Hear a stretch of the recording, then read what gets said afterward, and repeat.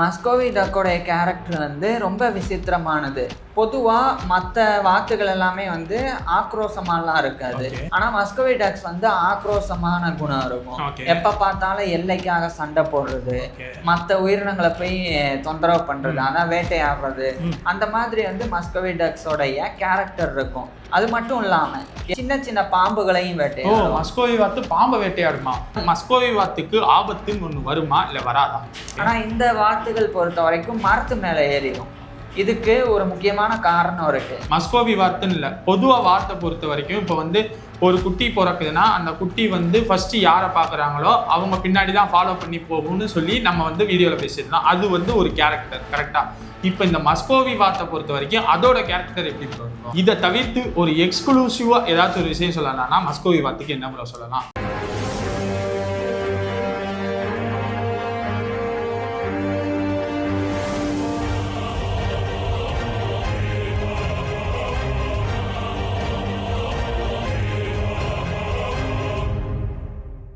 இந்த சீரீஸ் ஃபுல்லாகவே வாத்தோட சுவாரஸ்யமான விஷயங்கள் தான் பார்த்துட்டு வந்துட்டு இருந்தோம். போன வீடியோவில் மஸ்கோவி டக்ஸோட ஒரு லைஃப் ஸ்டைல், ஒரு இன்ட்ரோ மாதிரி கொடுத்துருந்தோம். அதிலே ஒரு செகண்ட் இன்ட்ரோ மாதிரி இந்த வீடியோவில் பார்க்க போகிறோம். அதுதான் Muscovy ducks. Bro, first Muscovy டக்ஸோட சைஸ் என்ன ப்ரோ இருக்கும்? இதோட சைஸ் வந்து ஆண் பெண் இருக்குல்ல. ஆமாம். அதாவது மஸ்கோவி டக்ஸாக இருக்கட்டும், எந்த டக்ஸாக இருந்தாலும் ஆண் வாத்தை வந்து ட்ரேக்குன்னும், பெண் வாத்தை வந்து டக் இல்லைன்னா ஹென் அப்படின்னு சொல்லணும்னு சொல்லியிருக்கோம். ஸோ இப்போ இந்த மஸ்கோவி டக்ஸில் பொறுத்த வரைக்கும் ஆண் வாத்து வந்து பெண் வாத்தை விட டபுள் மடங்கு கூட பெருசாக இருக்கும். எப்படின்னா இப்போ உதாரணத்துக்கு ஆண் வாத்தோடைய எடை வந்து சுமாராக ஒரு 4 கிலோல இருந்து அது வந்து ஒரு 6.8 கிலோ வரைக்கும் போகும் ஆண் வாத்தை பொறுத்த வரைக்கும். ஆமாம், அதிகபட்சம் வந்து 7 கிலோவை தாண்டி கூட இருக்கும். இதுவே பெண் வாத்து வந்து வெறும் 2.25 கிலோ, 2.7 கிலோல இருந்து 3.6 கிலோ இந்த ரேஞ்சில் இருக்கும். அதிகபட்சம் பெண் வாத்து வந்து ஒரு 4 கிலோ இருக்கும், அவ்வளோதான். ஸோ எடை பார்த்தாலே கிட்டத்தட்ட டபுள் மடங்கு ஆண் வாத்து வந்து இருக்கும். அதே மாதிரி ஹைட் பொறுத்த வரைக்கும் ரெண்டுமே வந்து கிட்டத்தட்ட ஒரு 36 சென்டிமீட்டர்ல ஒரு பெண் வாத்து இருக்குன்னா இது கிட்டத்தட்ட ஒரு 40ல இருந்து 46 சென்டிமீட்டர் ஹைட்ல வந்து இருக்கும்.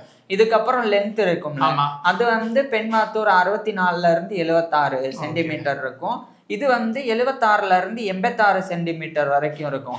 ஸோ எப்படி பார்த்தாலும் மஸ்கோவி டக்ஸ்ல ஆணினம் தான் வந்து ரொம்ப பெருசா இருக்கும். ஓகே, இப்போ மஸ்கோவி வாத்தை பொறுத்த வரைக்கும், மஸ்கோவி வாத்துன்னு இல்லை, பொதுவாக வாத்தை பொறுத்த வரைக்கும் இப்போ வந்து ஒரு குட்டி பிறக்குதுன்னா அந்த குட்டி வந்து ஃபர்ஸ்ட் யாரை பார்க்குறாங்களோ அவங்க பின்னாடி தான் ஃபாலோ பண்ணி போகும்னு சொல்லி நம்ம வந்து வீடியோவில் பேசியிருந்தோம். அது வந்து ஒரு கேரக்டர், கரெக்டா. இப்போ இந்த மஸ்கோவி வாத்தை பொறுத்த வரைக்கும் அதோட கேரக்டர் எப்படி ப்ரோ இருக்கும்? மஸ்கோவி டக்கோடைய கேரக்டர் வந்து ரொம்ப விசித்திரமானது. பொதுவாக மற்ற வாத்துகள் எல்லாமே வந்து ஆக்ரோஷமாலாம் இருக்காது, அமைதியான குணம் இருக்கும். பறவைகள்லாம் எப்படி இருக்கும் அந்த மாதிரி. ஆனால் மஸ்கோவி டக்ஸ் வந்து ஆக்ரோஷமான குணம் இருக்கும். எப்போ பார்த்தாலும் எல்லைக்காக சண்டை போடுறது, மற்ற உயிரினங்களை போய் தொந்தரவு பண்ணுறது, அதான் வேட்டையாடுறது, அந்த மாதிரி வந்து மஸ்கோவி டக்ஸோடைய கேரக்டர் இருக்கும். அது மட்டும் இல்லாமல் எல்லா வாத்துகளும் வந்து குவாக்குன்ற சத்தம் போடுது இல்லை, மஸ்கோவி டக்ஸ் வந்து அந்த சத்தம் போடாது. அதுக்கு பதிலாக இது ஒரு வகையான ஹிஸ்ஸிங் சவுண்டு கொடுக்கும், பஃப்ஸ் கொடுக்கும். அதாவது புஸ்ஸு புஸ்ஸுன்னு சத்தம் போடுறது, மிரட்டுறது, அந்த மாதிரி தான் வந்து மஸ்கோவி டக்ஸில் ஆணினம் சத்தம் போடும். பெண்ணினம் வந்து ஒரு மாதிரி ட்ரில்லிங் சவுண்டு மாதிரி கொடுக்கும், லைட்டாக விசில் அடிக்கிறது, அந்த மாதிரி சவுண்டு வந்து இதுக்கு இருக்கும். ஸோ வாத்தினத்திலே இது வந்து கொஞ்சம் வித்தியாசமாக இருக்கும். ஓகே, இப்போ மஸ்கோவி வாத்து எங்கே ப்ரோ வாழும்? இதுலயும் வந்து வித்தியாசம் இருக்கு. இப்ப எல்லா வாத்துகளும் பொதுவா வந்து அதிக நேரம் தண்ணியிலையும் இருக்கும், அடுத்து மேய்றதுக்கு நிலத்துக்கும் வரும், தூங்குறது வந்து தண்ணியில தூங்கும். ஆனா இந்த வாத்துகள் பொறுத்த வரைக்கும் மரத்து மேல ஏறிடும், மரத்து மேலதான் வந்து தூங்கும். ஏன்னா இந்த வாத்துகளுடைய காலில் இருக்கக்கூடிய நகங்கள் ரொம்ப கூர்மையா இருக்கும், மரத்தை பற்றி பிடிச்சிக்கிற மாதிரி இருக்கும். ஸோ அதனாலேயே இந்த மஸ்கோவி டக்ஸ் என்ன பண்ணும்னா தண்ணியில தூங்காது, நிலத்திலையும் தூங்காது, நேரா மர உச்சியில போய் தூங்கும். இதுக்கு ஒரு முக்கியமான காரணம் இருக்கு. மஸ்கோவி டக்ஸை வந்து வேட்டையாடிடக்கூடாது எதுவுமே, அந்த ஒரு பயத்துல அது போய் மேலே போய் தூங்கும். இப்போ இது தண்ணிக்கு போகுதுன்னு வச்சுக்குவாங்க, இது வந்து ரொம்ப விசித்திரமா வந்து சாப்பிட்றதுக்கு, வேட்டையாடுறதுக்கு வந்து தண்ணிக்கு வந்து போகும். அதாவது மீன், அதுக்கப்புறம் வந்து பூச்சியை வந்து பிடிக்கிறதுக்காக தண்ணிக்கு போகும். மத்தபடி அதிகமான நேரம் வந்து இது மரத்து மேலதான் வந்து செலவழிக்கும். சாப்பாடுக்காக மட்டும்தான் தண்ணிக்குள்ள போகுது, மிச்ச நேரம் ஃபுல்லா நிலத்துல தான் வாடுது. கரெக்டா ப்ரோ? Okay bro. இப்போ மஸ்கோவி வாத்து இந்த மீன் சாப்பிடுன்னு சொல்லியிருக்கீங்க, வேற என்ன ப்ரோ சாப்பிடும் மஸ்கோவி வாத்தை பொறுத்த வரைக்கும்? மஸ்கோவி வாத்தை பொறுத்த வரைக்கும் பூச்சிகள், நத்தைகள், அடுத்து தவளைகள், அதுக்கப்புறம் பல்லி, எலி அப்படின்னு கார்னிவோரஸ். அப்படி இல்ல, இதுவும் வந்து பாசி, அதே மாதிரி செடி, இதெல்லாத்தையும் கூட சாப்பிடும். ஆம்னிவோர்ஸ், எல்லாத்தையும் அனைத்துண்ணி மாதிரி. அதுக்கப்புறம் இது வந்து ரொம்ப விரும்பி சாப்பிடுறது வந்து கொசு போடுற சின்ன சின்ன லார்வா புழுக்கள்லாம் இருக்கும், அதெல்லாத்தையும். அது எப்படி ப்ரோ இந்த மஸ்கோவி வாத்துக்கு அவ்வளவு கண்ணு தெரியுது? கண்ணு வந்து நமக்கு தெரிகிறத விட வாத்துகளுக்கு பொதுவாகவே வந்து 2ல இருந்து 3 மடங்கு ஜாஸ்தி தெரியும். கலர்ஸும் வந்து நம்மளை விட எல்லா கலர்ஸும் வந்து வாத்துகள்னால பார்க்க முடியும்னு சொல்லியிருக்கேன். ஸோ அதனால நமக்கே வந்து கொசு தெரியும் போது மஸ்கோவி டக்ஸுக்கெல்லாம் கொசு ரொம்ப நல்லாவே தெரியும். கொசு ஓகே, அது போடுற முட்டையுமா தெரியும்? ஆமா, அந்த போடுற முட்டையும் தெரியும். அது ஏன்னா 3 மடங்கு நம்மளோட ஜாஸ்தின்றனால. ஸோ அதையும் வந்து சேர்த்து சாப்பிட்டுடும். அதனாலே இதை வந்து வீட்டில் வளர்ப்பாங்கல்ல பண்ணையில, அப்படியெல்லாம் வளர்க்கும் போது அங்கே கொசுக்களினுடைய அந்த எண்ணிக்கை வந்து பெருமளவுல கட்டுப்படுத்தப்பட்டிருக்கும், கண்ட்ரோல்டா இருக்கும். அந்த அளவுக்கு அந்த இடத்துல வந்து கொசுக்கள் இருக்காது. ஸோ அந்த அளவுக்கு மஸ்கோவி டக்ஸ் வந்து ஹெல்ப் பண்ணும். இப்போ மஸ்கோவி வாத்து இன்னொன்னு சொல்ல மாட்டேன் பாருங்க, மஸ்கோவி டக்ஸ் வந்து இது மட்டும் இல்லாம சின்ன சின்ன பாம்புகளையும் வேட்டையாடும். மஸ்கோவி வாத்து பாம்பை வேட்டையாடுமா? ஆமா, மஸ்கோவி டக்ஸ்னால வந்து என்ன இதுக்கு ஆக்ரோஷமான குணம் இருக்கிறனால பாம்பு ஒண்ணு போச்சுன்னா கூட அதையும் வந்து பயங்கரமா இதனால வேட்டையாட முடியும். ஓகே, இப்போ மஸ்கோவி வாத்தை பொறுத்த வரைக்கும் தண்ணியில வந்து கம்மியா தான் வாடும், மரத்துல தான் அதிகமா வாடும். அப்படி இருக்கையில மஸ்கோவி வாத்துக்கு ஆபத்துன்னு ஒண்ணு வருமா இல்ல வராதா? கண்டிப்பா ஆபத்து இருக்குதான்.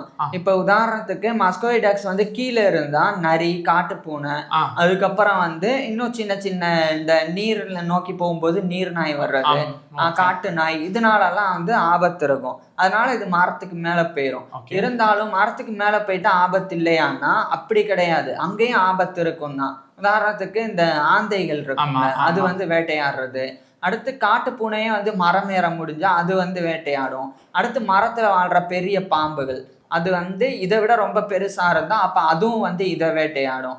ஸோ அந்த மாதிரி மஸ்கோவி டக்ஸுக்கு ஆபத்து இருக்குதான். இருந்தாலும் தரையோ அதான் தண்ணி, இது ரெண்டோட ஒப்பிடும்போது மரத்துக்கு மேல அது நைட் நேரத்துல போய் தூங்குறதோ அல்லது அங்க போய் ரெஸ்ட் எடுக்கிறதோ வந்து கொஞ்சம் சாதகமா இருக்கும் கீழே இருக்கிற. ஆமா, ஏன்னா கழுகுலாம் பார்த்தா மரத்துல மறைஞ்சு இருக்கலாம் இது. அதுக்கெல்லாம் இது யூஸ்ஃபுல்லா இருக்கும். இப்போ மஸ்கோவி வாத்தை பொறுத்த வரைக்கும் நம்ம வந்து இவ்வளவு விஷயம் பேசியிருக்கோம்.